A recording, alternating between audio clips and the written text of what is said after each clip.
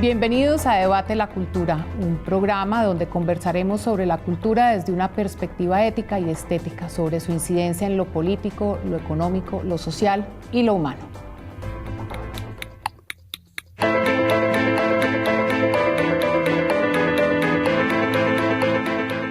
Este programa se hace con la investigación y producción de contenidos de Nicolás Gómez Ospina, la producción general de Patricia Herrera y la dirección de quien les habla, Catalina Ceballos. Hoy me acompañan en estudio Juan Diego Barrera, estudiante de Ciencia Política y periodista, fundador del medio de comunicación De Pasillo y colaborador ocasional en El Enemigo, portal dedicado a hablar de música nacional.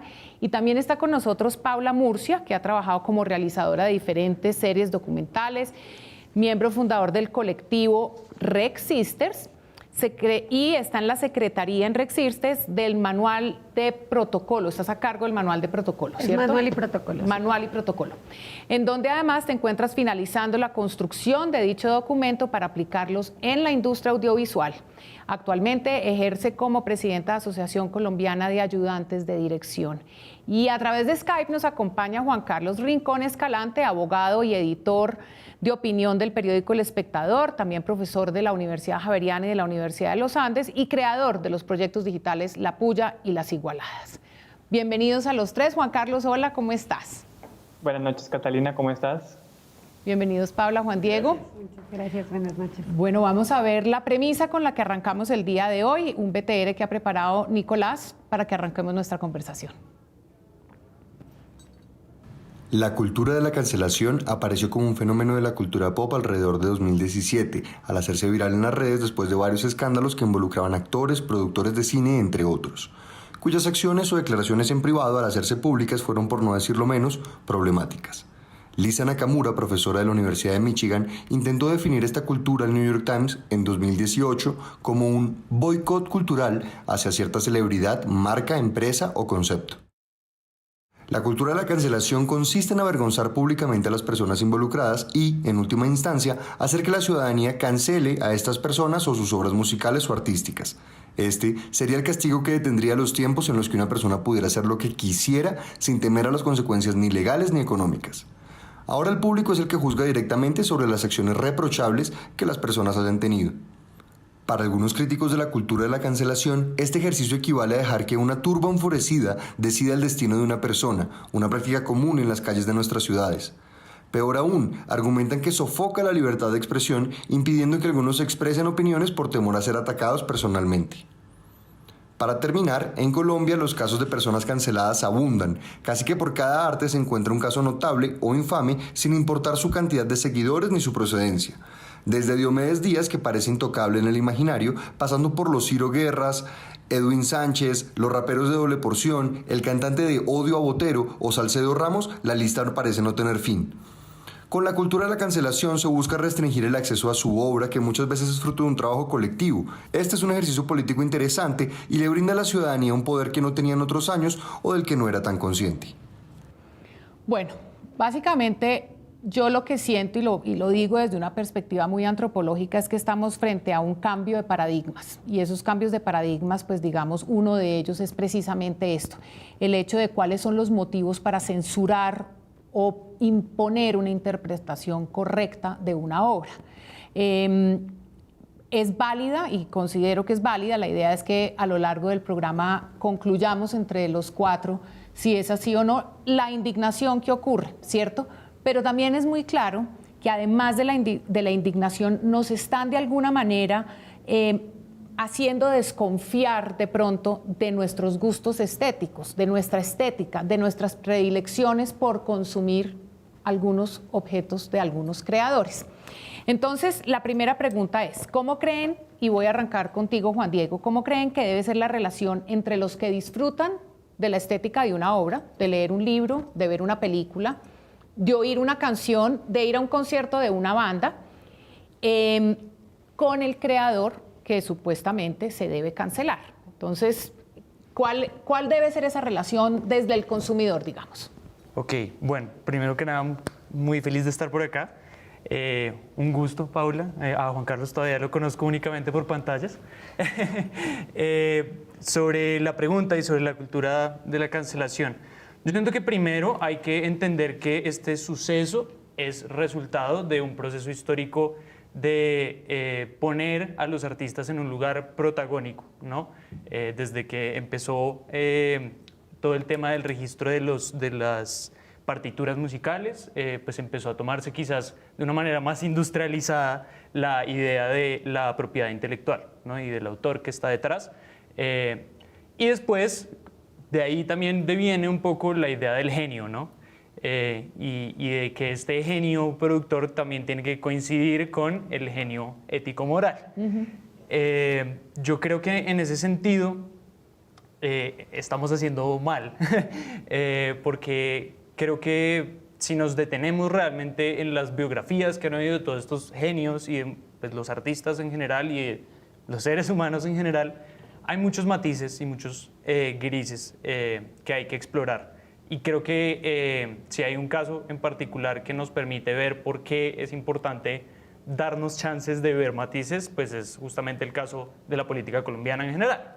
Estamos hoy en día enfrentados a el tema de la transición de un conflicto de muchísimos años, 60 años, que nos exige ponernos en la situación de escucha, de desidealización, pero también de desafío a un intento de satanización un poco de ciertas imágenes. También nos reta un poco a tener una capacidad de asombro mucho más grande, ¿no? De permitirnos cosas que, juicios que teníamos un poco preconcebidos, poderlos retar activamente para entender quizás nuevas lógicas de la historia, ¿no? Esa historia que pues, siempre está en disputa. Entonces yo creo que tenemos que partir de ahí, de la lógica gris que hay en todos nosotros, en todas nosotras, para poder acercarnos realmente a una obra responsablemente sin otorgar esa situación como de exceso de legitimidad, ¿no? A un personaje u otro. Sí. Ok, me gusta eso, acercarse responsablemente a la obra, pero eso sí nos intilga una responsabilidad real, ¿no? Paula.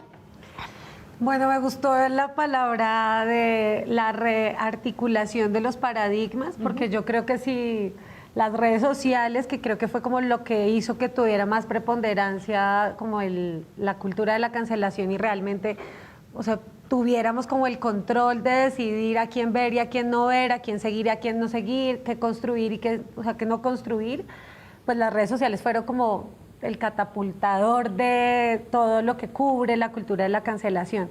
Entonces, si hubieran existido las redes sociales en la época en la que estaban las castas y no había llegado nuestro querido Mandela, entonces la cultura de la cancelación hubiera sido definitivamente hacia una población en particular. En este momento estamos presenciando ese cambio de paradigma en donde queremos darle voz y voto a todas las culturas, a todas las voces, a las comunidades afro, a las mujeres, a los hombres. Entonces, está mal juzgar a una persona trans, dijiste una palabra que cuestiona algo y esto Lo te hace... políticamente correcto. Eso, entonces, ese cambio de paradigma está como circundante ante eso. Si a Faulkner ni le hubiera tocado la cultura de la cancelación, pues no hubieran llegado los libros de William Faulkner a nosotros, pues porque él era extremadamente racista. Entonces, como que estamos como cobijados por un pedazo de lo que es políticamente correcto en esta actualidad y lo que más adelante ya no sería. Entonces, yo también pienso que además hay como un sistema de pensamiento en las nuevas generaciones. Yo leía, preparando para el tema, cómo en las nuevas generaciones tienen miedo de ver películas, de seguir un escritor, de seguir un youtuber, por miedo a que sea políticamente incorrecto, con que ese gran ídolo ocupe un espacio que ya no está bien.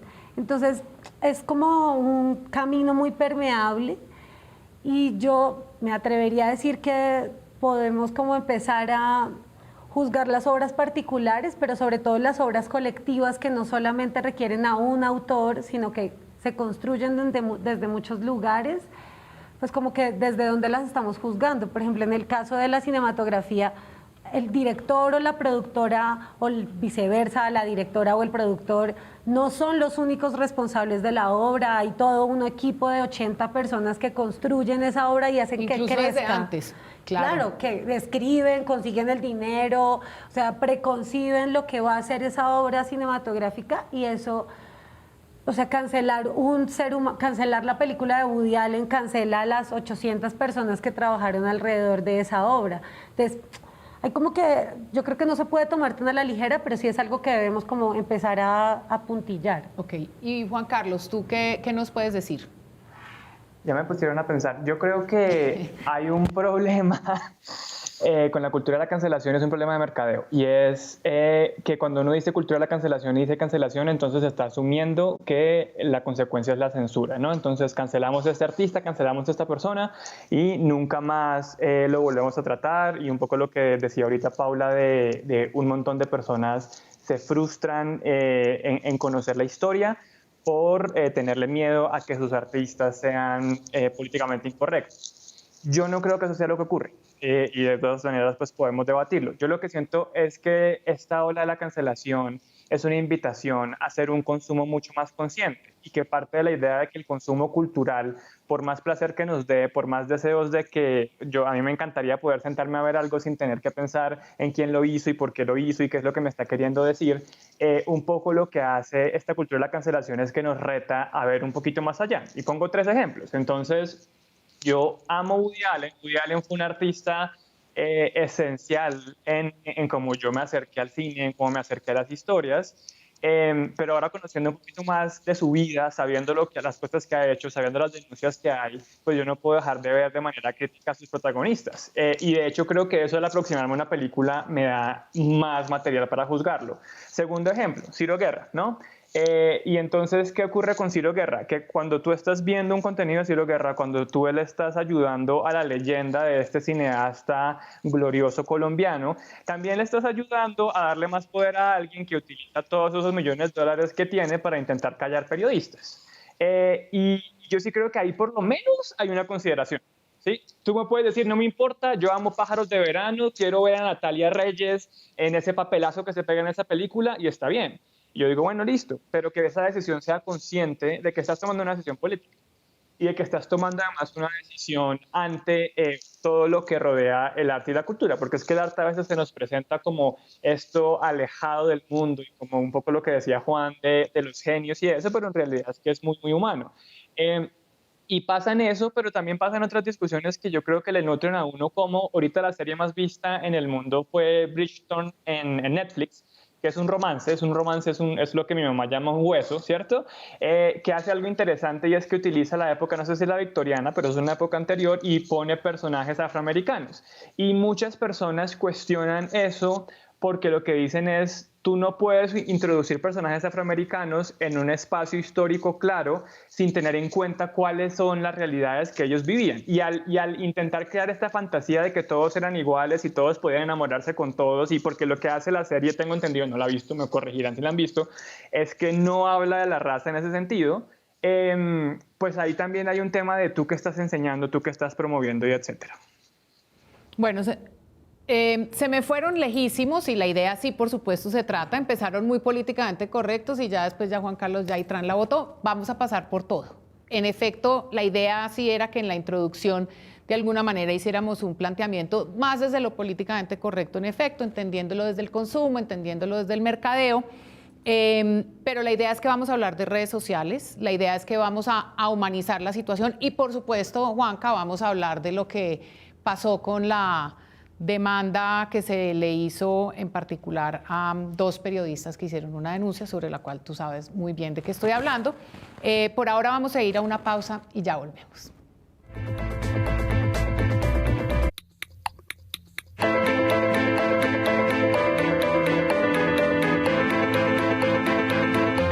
Ricardo Silva Romero, escritor y dramaturgo y pluma que ha escrito sobre el tema, le preguntamos sobre cómo él enfrenta a las obras de los creadores que se supone están cancelados.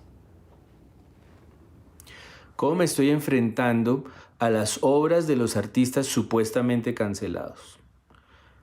Para empezar, me parece claro que hay vidas que ensombrecen ciertas obras, pero mi vocación sigue siendo la de enfrentar las obras ajenas sin superioridades morales y sin prejuicios. De entrada me preocupa que ciertos artistas sean cancelados por lo que piensan o por lo que supuestamente hicieron. De entrada me parece que cancelar es de negacionistas y cancelar es de enfrascados en sus versiones de los hechos.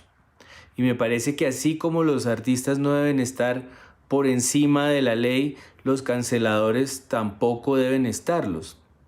Tampoco pueden caer en la violencia, ni en la estigmatización, ni en la persecución, que ha sido justamente el vicio peor de estas sociedades jerárquicas. Repito, hay ciertas vidas que ensombrecen ciertas obras, pero mi vocación sigue siendo recibir las obras ajenas como herramientas para la convivencia y para la igualdad, para que se den, así sea en la ficción, las herramientas para las promesas básicas de la democracia.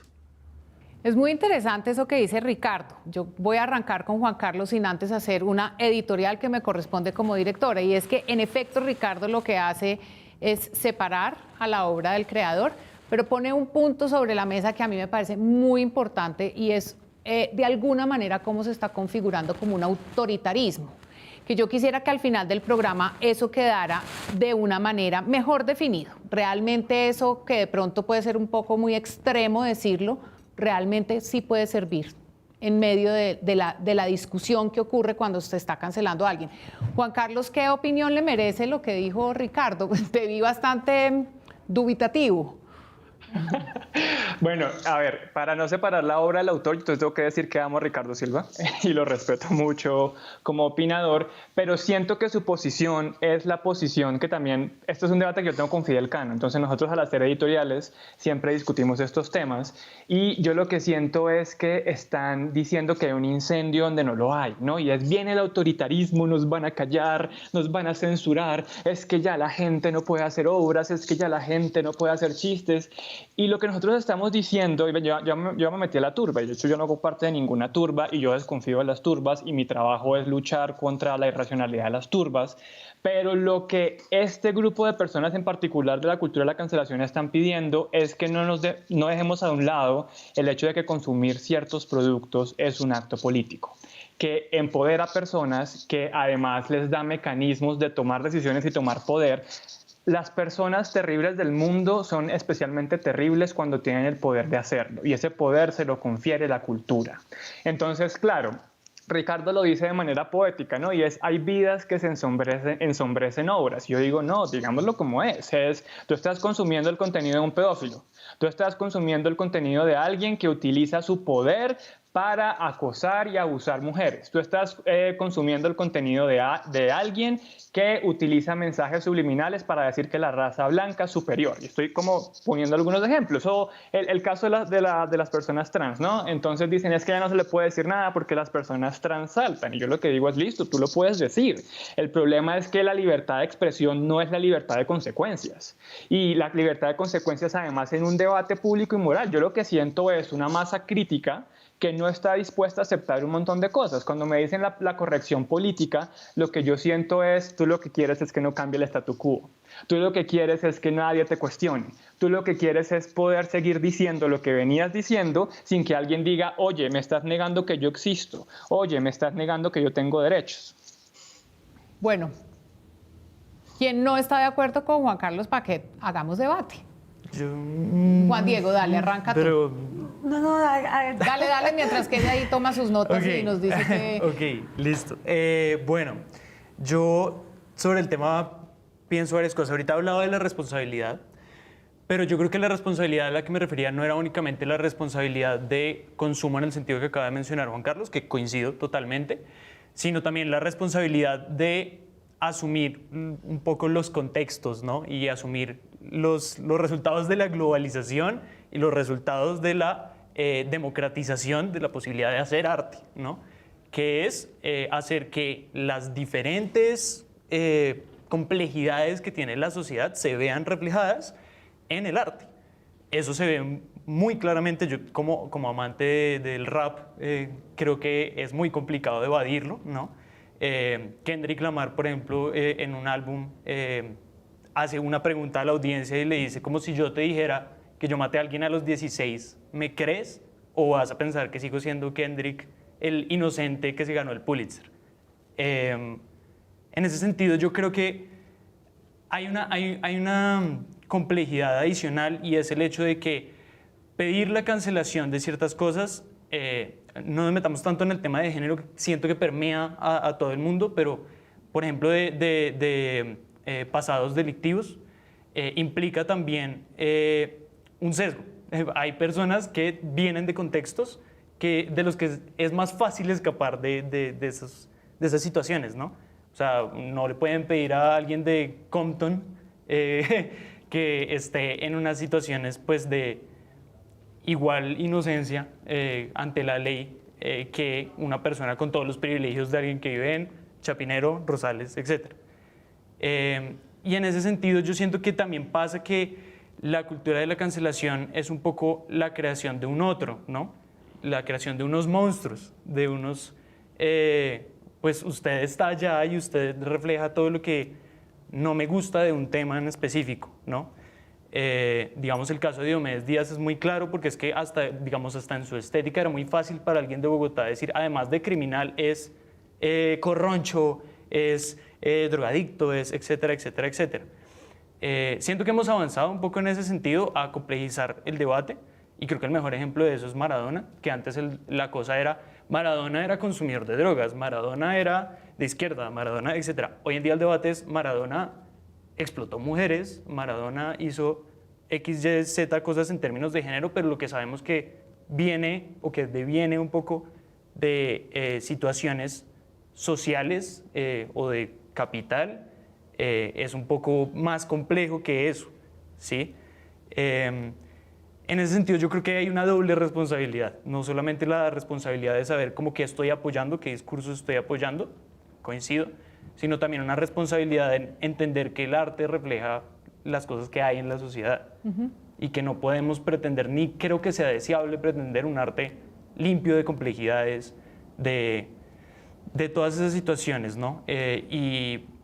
Una teórica feminista de apellido Sedgwick, creo, hizo el ejercicio en los 90, si no estoy mal, de no solamente ir a criticar autores antiguos del canon, el canon anglo, pues, en términos de sospecha de lo que había ahí crítica, sino en términos de, creo que ella dice que lo hizo con una mirada reparadora. Entonces cogió a Henry James, que es un autor súper machista, súper misógino, y encontró en sus textos, poco a poco, que en él también había homoerotismo oculto y que todas las cosas que hacía de explotación a la mujer en su texto y de degradación y demás eran realmente el resultado de una infancia y unos contextos que lo obligaban a reprimir. ¿Pero estás justificando? No, Okay. no estoy justificando, estoy diciendo que es producto de, ¿sí?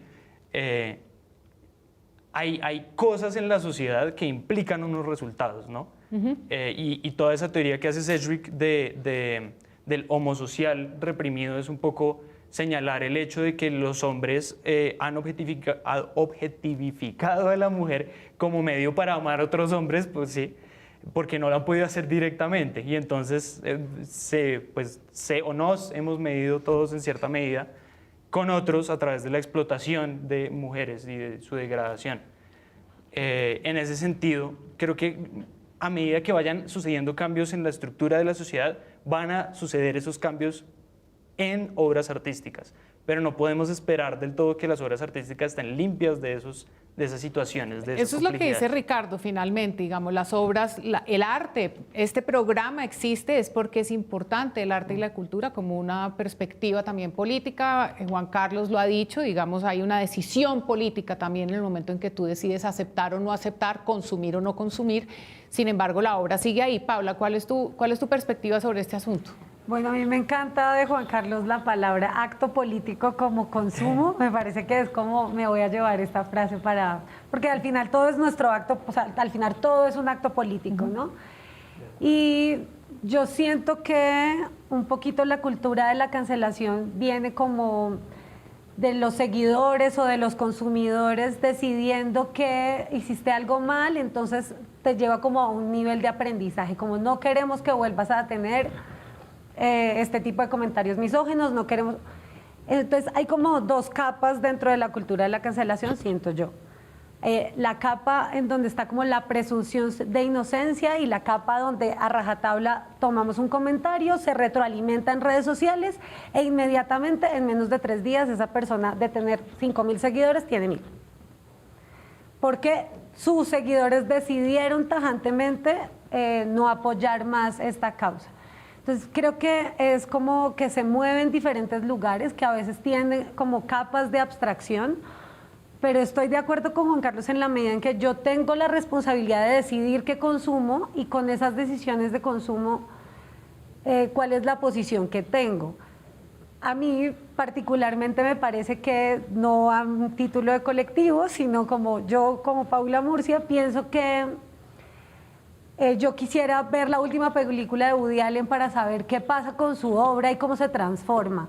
Si yo decido ver esa obra, también quiero verla de manera crítica, pero de la misma manera pienso que han habido como Cambios.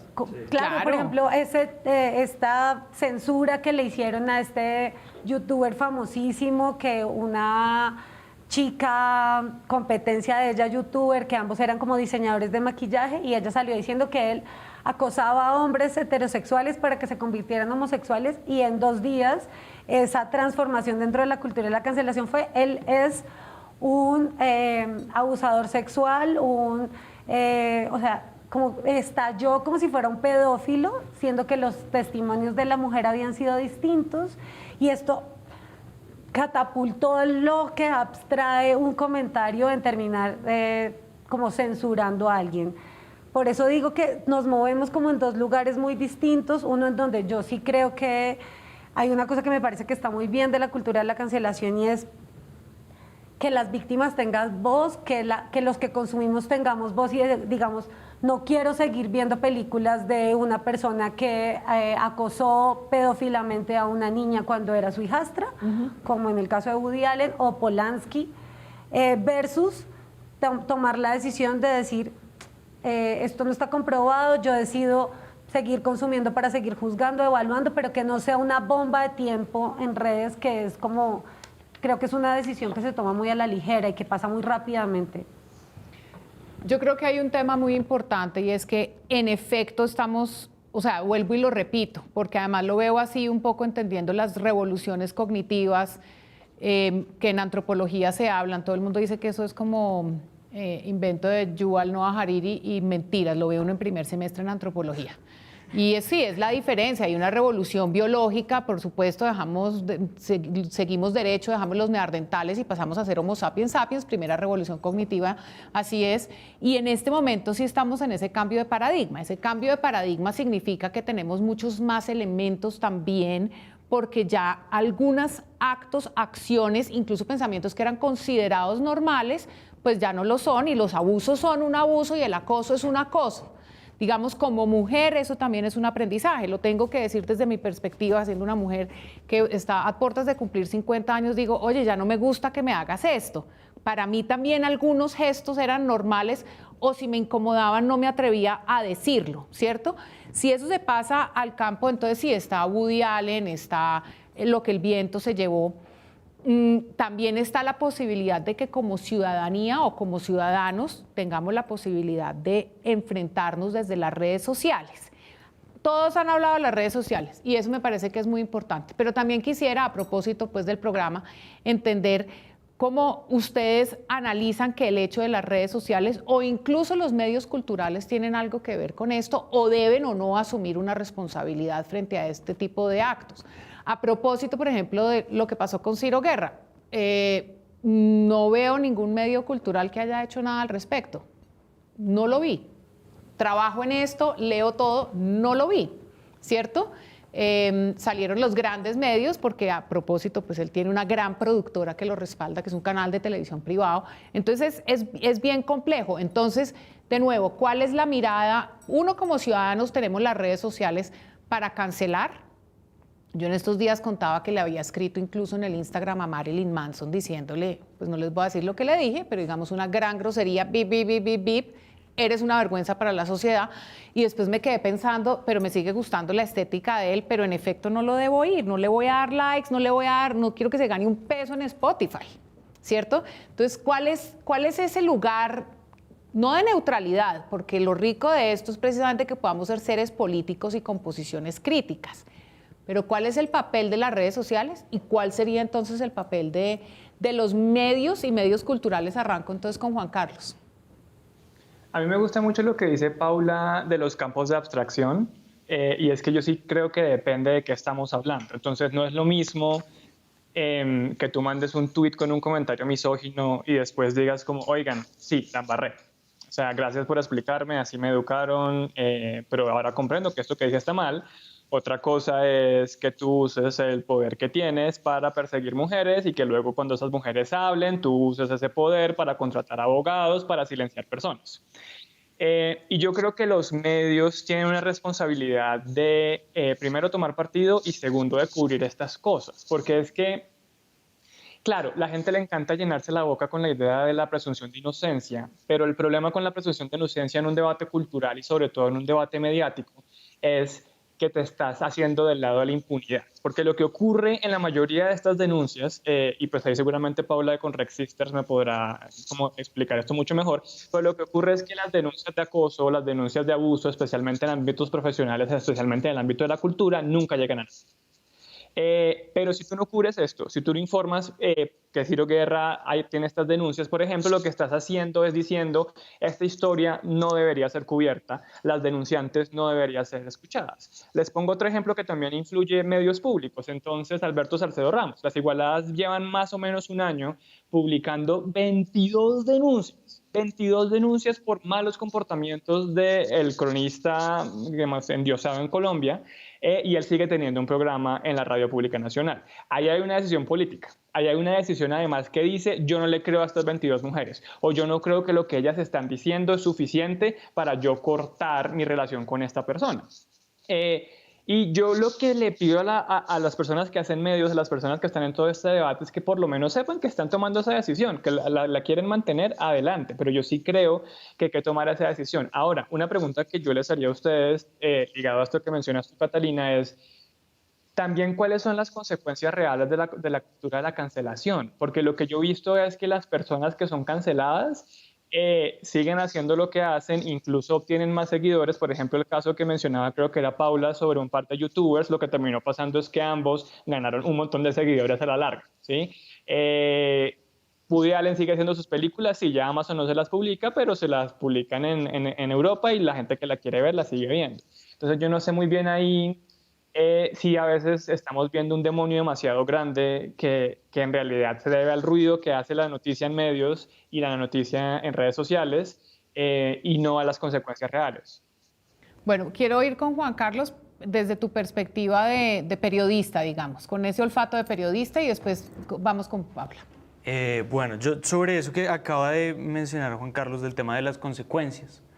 Yo creo que, uno, el impacto de una denuncia en redes sociales sí es muy grande, ¿no? Y hemos visto cómo se han convertido en temas tendencia a nivel nacional, internacional y demás, que no sé qué impacto real tenga como sobre las taquillas, por ejemplo, aunque por ejemplo en el caso de Kevin Spacey, la gente decidió boicotear sus películas a partir, creo que de Baby Driver, que fue como la última que salió antes de que lo denunciaran.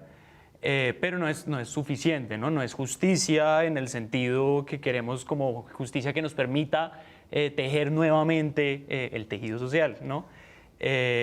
Y es muy curioso que incluso existiendo la cultura de la cancelación y demás, no estemos escuchando de casos en los que aparezcan personas que efectivamente quieran tomar acciones para reparar y para pedir perdón y demás, ¿no? Me recuerda mucho un caso muy específico, hablando de medios también, que es el del argentino Luca Bocci, era una promesa así de la música, pues del rock argentino, y lo denunciaron muchas personas por cosas que había dicho a lo largo de su corta carrera, porque de verdad llevaba muy poco tiempo. Él dijo: me voy a retirar de la música un tiempo, voy a hacer acciones restaurativas y demás, y pues un poco eso se quedó ahí, él desapareció. Y los medios cubrieron ambas cosas, cómo están estas denuncias, y después esta fue la carta que publicó él. Eso se quedó ahí.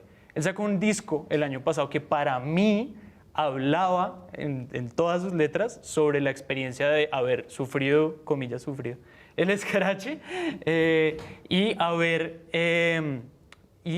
hecho todas estas acciones para acercarse a las personas que le había afectado y responsabilizarse. Para mí eso era lo que decía. Pero después lo entrevistaron en Vice, él vive creo que en Barcelona, y le preguntaron cómo es su vida, qué ha pasado, y él: no, he tenido muchos cambios, hizo lo de Kevin Spacey, descubrí que tengo otra orientación sexual, y nunca se mencionó el escrache de 50 personas. O sea, nunca. Vamos a hablar del tema de la reparación hacia el final, y creo que digamos, eso también lo tenemos que poner sobre la mesa. Y seguramente hay varias maneras en que se ha intentado hacer esa reparación. Sin embargo, yo los oigo, y ya voy contigo, Paula, y perdón por haberte dicho Juan Diego, gracias. Y es que en todo caso sí, fíjense que todos estamos ahí como navegando entre sí, ok, cómo, y es precisamente por el cambio de paradigma. Estamos en este momento discutiendo esto. Cuando venía a hacer el programa, mi mamá me dijo: ¿cómo así cultura de la cancelación? Le expliqué y me dijo: mi mamá le encantaba Lo que el viento se llevó, ¿cierto? Es una película que para ella siempre las escenas le parecían preciosas, el vestido así al final de las escaleras, etcétera. Pero claro, una mujer educada, estructurada, antropóloga, socióloga, me decía: en efecto, es un tema que hay que pensarse. Y para mí eso es lo que es muy valioso, y es que lo estamos pensando, lo estamos discutiendo. Pero insisto que debe ser un tema que se debe mirar y pensar desde el sector de las artes y la cultura. Sí debemos, o no, Paula, porque entonces, digamos, sí. Es que estoy de acuerdo. Cancelamos por un poquito nomás, dejamos que las turbas y después volvemos a la normalidad. Eso es lo que no sabemos. Carlos, ¿no? Como que inmediatamente vemos como un gran demonio de lo cancelaron de 7,000 seguidores a 2,000 y que al final no pasa nada, ¿no? Pues un caso claro de que no pasó nada es que con la demanda de Polanski no pasó nada. Pero un momento, ¿no pasa nada o hay un cambio de conciencia? Es que yo digo, hay una reflexión. Exacto. Hay una reflexión, pero la reflexión es válida como humanos. La reflexión es válida como humanos, pero por ejemplo, yo leía que a Polanski todavía las feministas estaban tratando de cancelarles homenajes en Sundance, homenajes en Berlín, homenajes en la Cinemateca de Francia, porque no puede ser posible que un tipo que violó a una menor de edad, yo no sé qué, comprobado, siga siendo la gran... Para mí Polanski fue muy importante en mi vida. Sin duda. Era como yo no podía con el bebé de Rosemary, era como que Total, esta obra, todavía. Dios mío. Claro. Y enterarme de lo de la menor de edad fue terrible, me deprimió una semana, o sea, realmente me afectó. No he vuelto a ver una película de Polanski, sí de Woody Allen, pero es verdad que no hay una responsabilidad. Cancelaste a Polanski. Cancelé a Polanski, me dolió. Pero sí es verdad que no hay una responsabilidad de los medios sobre lo que vendemos y la manera en la que lo vendemos, ¿no? Porque el caso de Ciro es como el cineasta que representa la cultura colombiana, los indígenas en dónde están, dónde los estamos ubicando, y es nuestra vergüenza. A mí me decía la mamá de un amigo mío en el escándalo de Ciro como... Yo me siento afectada porque yo estaba tan orgullosa de él, porque él podía hacer lo que ustedes pueden hacer en un momento, y es como que sus películas nos narren a nosotros. Y ese pensamiento, de nuevo, es como lo que para mí trajo esta conversación a la mesa, ¿no? Como que nos estemos planteando qué está pasando en nuestros espacios laborales, en dónde estamos poniendo los límites. Pero fíjate que qué tú es lo que estás estamos llevando a la consumiendo. acción, Paula. Estás escribiendo un protocolo para que este tipo de acciones normalizadas dejen de existir. Era necesaria la turba. Es necesario que le quiten la denuncia a Catalina Ruiz Navarro y su socia Matilde de los Milagros.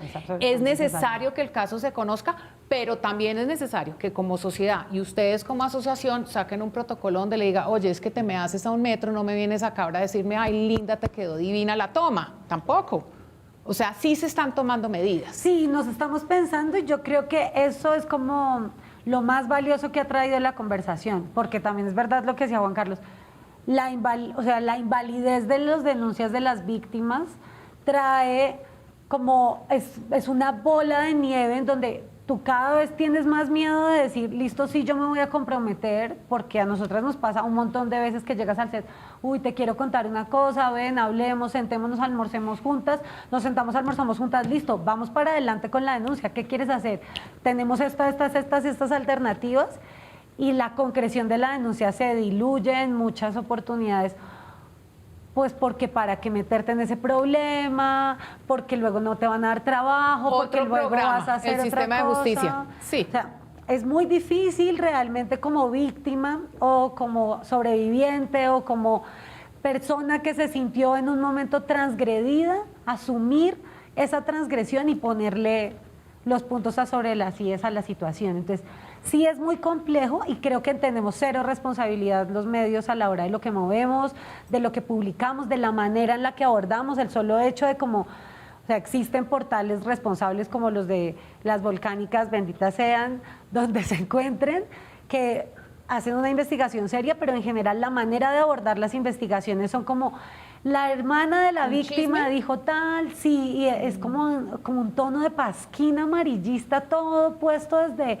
pero además no solamente como las víctimas de acoso, las de los feminicidios, las de discriminaciones raciales, o sea, en general el lugar en donde nos paramos a registrarlo es terrible y eso yo creo que nos hace falta pensárnoslo a nosotros, porque la gente que consume se lo está pensando en serio y sobre todo estas generaciones nuevas.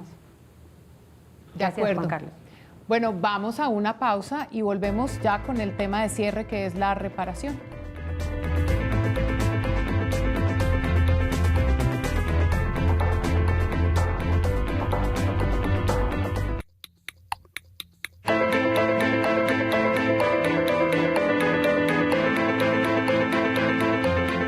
A propósito de la reparación, le preguntamos a Natalia Guerrero, editora de Manifiesta Media, para que nos contestara cuál debería ser el camino de reparación que deberán seguir las personas supuestamente canceladas. Si bien no considero que exista algo como un camino lógico o estandarizado de lo que una persona involucrada en una denuncia o cancelación de acoso, de abuso, de racismo, de violación, de xenofobia puede llevar a cabo, considero que sí existen unos mínimos fundamentales dentro de estos procesos en los cuales esta persona involucrada busca de alguna manera reparar a la víctima o a la sobreviviente. Generalmente son hombres que intentan reparar a mujeres, ¿no? Considero que como noción básica debe existir la responsabilidad, hacerse responsable de lo cometido, hacerse responsable del abuso, ser responsable como de estos actos cometidos por esa persona.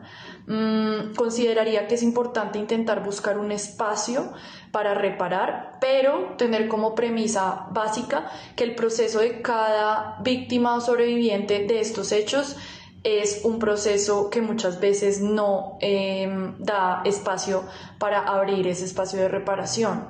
Entonces eso debe respetarse. O sea, lo primero que debe primar es el respeto del proceso de la víctima o sobreviviente.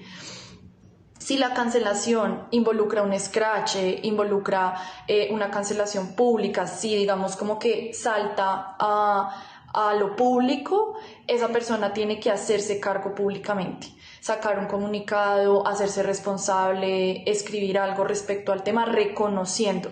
El reconocimiento es quizá uno de los primeros pasos para lograr alguna noción de reparación. Eso siempre tiene que estar involucrado. Y lo último que yo consideraría es entender y interiorizar que en muchos casos la reparación puede que no suceda nunca. Puede que la persona nunca se vaya a sentir reparada y esa persona que cometió el abuso, que cometió el acoso, que cometió el acto que afectó, dañó a la otra persona, el victimario, tiene que entender pues que eso está bien. O sea, tiene que respetar ese proceso de la víctima y no puede forzar una reparación si la víctima nunca va a sentir verdaderamente esa reparación. Consideraría que esas son como las nociones mínimas para un proceso. Bueno, entonces, suponemos que ha existido la reparación, que es lo que entiendo todos estamos de acuerdo, es lo mínimo que debe hacer, o un reconocimiento, digamos, también de cómo... En ese orden de ideas, dos preguntas en una. ¿Vuelven las obras y los creadores a las dinámicas culturales? Y dos, ¿cómo deben los medios culturales enfrentar de nuevo a creadores y sus creaciones? Juan Diego, empiezo contigo. Bueno, yo quería decir que creo que no estoy seguro de que si hayamos visto como la reparación realmente, lo que decía, no creo que hayamos visto casos significativos de artistas que hayan dicho yo metí la pata, que no es meter la pata, sino pues cometer una violación, un abuso, un acoso. Yo creo que sí. Ok. Sobre todo partiendo de la premisa que yo comparto mucho de que absolutamente todos los hombres hemos ejercido violencia de género de alguna manera. O sea, no quiero ponerle como matices y gradientes, pero de alguna manera. Y en ese sentido yo creo que la cultura de la canción ha tenido una cosa a favor y una cosa en contra. Una cosa en contra siendo que quizás estas personas tienen miedo a convertirse en el monstruo, ¿sí? Y creen que no hay escapatoria a un señalamiento de esos, pues que no lo hay, claro, pero que no hay algo después, ¿sí? Que no hay algo más que hacer, que no hay reparación, sino que ese es el final del camino. Pero también tiene algo positivo, creo yo, y es que ha generado lo que Laura Quintana, profesora que admiro y quiero mucho, llama torsiones. Entonces hay unas torsiones en nuestras formas de concebir los sucesos que hay a nuestro alrededor, ¿no? Y nuestra aproximación debe ser la de la piedad, la de ay, pobrecita, le hicieron esto, y se vuelve la de la compasión, que es el compenetrar con otro y entender su experiencia, y a partir de eso buscar, ok, listo, veo por qué esto está mal, ¿sí? Y busco reparación y busco acciones. Y yo creo que las obras de los artistas deben reflejar ese acto, exacto. Y yo creo que ya sería pues política de cada festival, de cada productora, de cada espacio, un poco juzgar qué tan juicioso, qué tan real esa reparación, sobre todo partiendo de una comunicación honesta con las personas que son víctimas de una persona, ¿no? Paula. Bueno, nosotras desde Rexisters hemos creído en la política restaurativa, ¿no? O sea, aparte de que nosotras creemos que la educación es el camino y que la transformación de los espacios como seguros se hace a través de la educación, de la misma manera creemos seriamente que las turbas o el linchamiento a estas alturas de la historia de la humanidad no nos ha traído nada.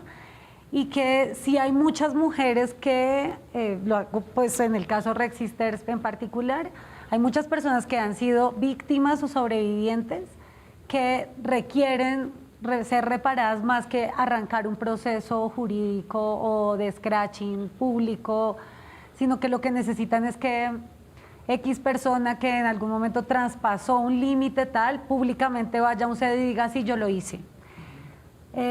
Así que nosotras creemos en eso, nos hemos asesorado como mucho, de hecho tenemos como una asesora abogada de la JEP que nos ha ayudado como construyendo ese espacio, pero como dice Juan Diego, al día de hoy no hemos tenido a una persona que diga, listo, yo estoy dispuesta a reparar a la persona que agredí o a que le causé un daño.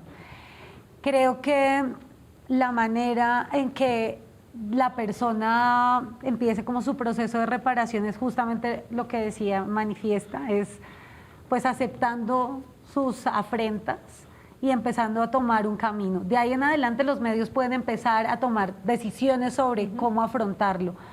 Pero hasta ahora yo no he visto a nadie que haya dicho, sí, listo, sí, yo me pasé con tal y entonces estoy dispuesta a repararte, así sea diciendo, hola, ¿qué tal? Yo sí lo hice. Okay.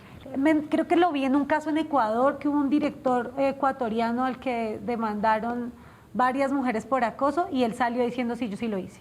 Bueno. Y es como el único caso. Juan Carlos, rápidamente, ¿cuál es tu opinión sobre el tema? Catalina, mi opinión es la tuya, creo yo, y yo creo que la reparación es que el paradigma cambie. Y yo soy cínico en cuanto a los perpetradores individuales. Yo no creo que las personas acusadas de las cosas que se les acusa vayan a cambiar o vayan a pedir perdón. Yo creo que van a seguir creyendo, por ejemplo, los hombres que son torpes en coquetear. Claro, los hombres son torpes en coquetear y las mujeres se sienten violadas. Qué pequeño desbalance. Pero las personas que ven ese debate sí cambian, sí se preguntan, sí se cuestionan y así cambian. Creo que es entonces hay un avance y eso es lo que podemos pedirle y yo creo que eso es lo importante de estos debates, porque tú decías ese término que me fascina, es el cambio de paradigma. El cambio de paradigma genera fricción, el cambio de paradigma es difícil, el cambio de paradigma uno comete errores pero cambia y en últimas nos lleva a una sociedad pues mucho más incluyente, mucho más consciente de sus errores y uno solo aprende a partir de identificar qué fue lo que hizo mal. Bueno, entonces creo que llegamos a las conclusiones que había preparado. Le había dicho a Nicolás mucho, no sabemos a qué vamos a llegar, pero creo que lo logramos, coincidimos. Yo creo que lo que tú dices, Paula, es muy importante. No hemos llegado al momento, pero allá vamos a llegar, pero también confío en que van a cambiar ciertos comportamientos. Juan Diego, ¿tú cuántos años tienes? Perdón, te pregunto. 22 recién cumplidos. 22 años y dice, creo que todos los hombres en algún momento lo hemos hecho.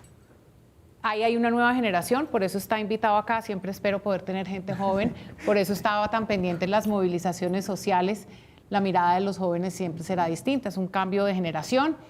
Conclusiones, sabemos que las consecuencias jurídicas y en el estado de vulnerabilidad en las que se encuentran personas como Catalina Ruiz Navarro y Matilde de los Milagros, como periodistas lo que buscaban era poner ante la opinión pública una realidad, una verdad. Error, estarían esos creadores o grandes productoras de televisión censurando a un medio pequeño e independiente. Se debe escuchar a las víctimas y buscar las formas como sociedad para no repetir y no seguir normalizando acciones que atentan contra la integridad o contra la memoria histórica de pueblos indígenas o afros. Las expresiones artísticas están hechas muchas veces como una acción política, lo mencionó Juan Carlos, cancelarlas también sería perder esa voz. Muchas gracias por habernos acompañado hoy en este programa. Juan Carlos, gracias por haberte conectado por Skype. Paula y Rex Sisters, muchas gracias por haber venido. Juan Diego, muy bienvenido siempre a esta mesa. Muchas gracias. Muchas gracias. Antes de irnos, me gusta hacer unas recomendaciones. Leernos las columnas de Ricardo Silva, por supuesto. Será una pluma, una voz, escritor y dramaturgo importante para este país, así que vale la pena leer lo que ha dicho sobre el tema de la cultura de la cancelación. Recientemente se publicó una columna de Piedad Bonet sobre el mismo tema, también muy recomendado escucharla. Y quienes entiendan lo que voy a decir, por favor recíbanlo como una recomendación con mucho cariño. Escuchen la canción Mujeres de Lucille Dupin, acompañada por Biela Ojeda.